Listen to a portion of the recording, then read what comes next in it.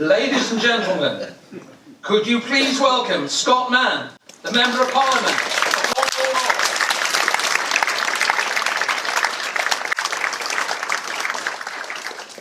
Well, thank you very much indeed.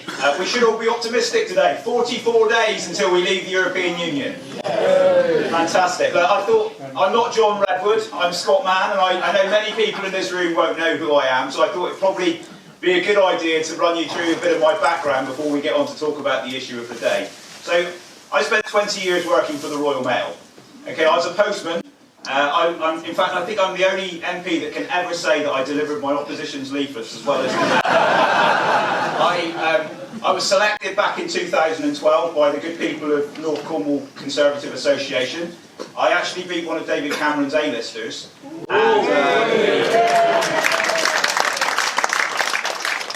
Part of the reason why I think they selected me over that other person was because of my Euroscepticism.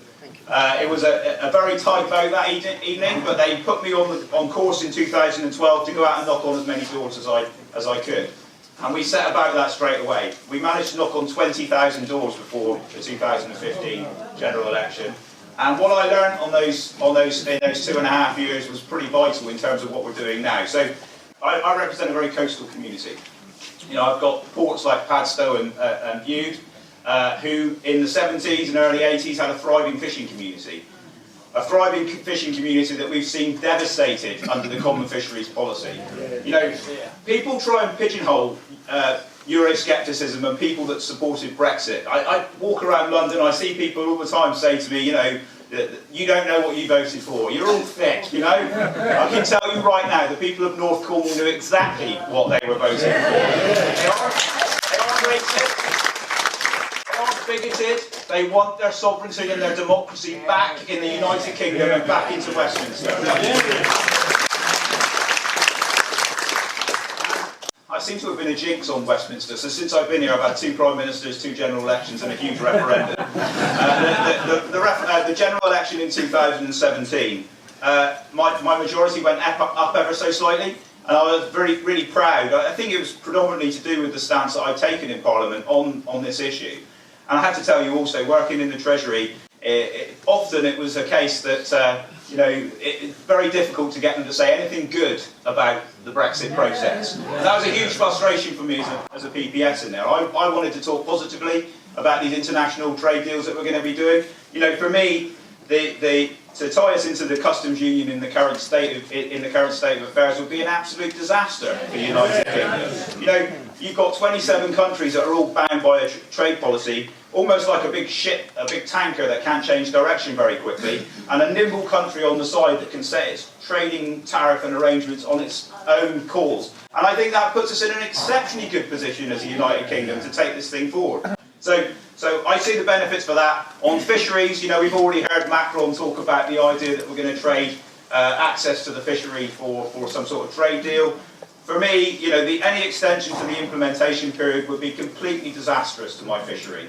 You know, we can't afford to extend it any longer. We've got the discard ban coming in this year, and from my point of view, if that comes in, my fishermen in my mixed fishery in North Cornwall will be hamstrung before we even left.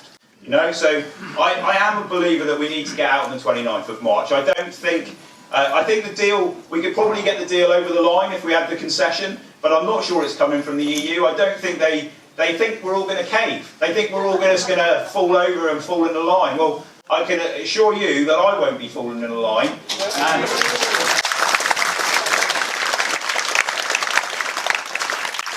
I know a lot of my colleagues that won't be falling in the line either. And could I also just say, I know this doesn't get mentioned very often, but I want to pay tribute to David Cameron. So David Cameron gave us the referendum, right? We often forget about this, and you know, people talk about David campaigning for Remain, but he was a Democrat. You know, he put this question to the people, and you know, we've seen the challenges in Parliament of people trying to deal with this issue. There's a lot of people over there that don't want to deliver this thing. You know, we see them walking through the lobbies and saying that they're not trying to hold up Brexit, but they keep voting against it. It's absolutely maddening. So I just want to give you an assurance from my point of view that we're firmly behind you. We want to get this done. We're 44 days away from our release from this captivity that we seem to have been in for such a long period of time. And there are massive opportunities out there for us once we've taken that brave decision. Now, ideally, I'd like to see a deal, but I don't think this talk of no deal being a complete disaster is any way, shape or form accurate at all. You know, there's 2% of my businesses in Cornwall that actually do any business at all with the European Union. You know, most of those want to export, they're small businesses, they might employ maybe 5 or 10 people, but they're really quite keen to get out there into the world and start trading with the world. So I think that's all I'm going to say today, but thank you all very much for allowing me to come along and address you.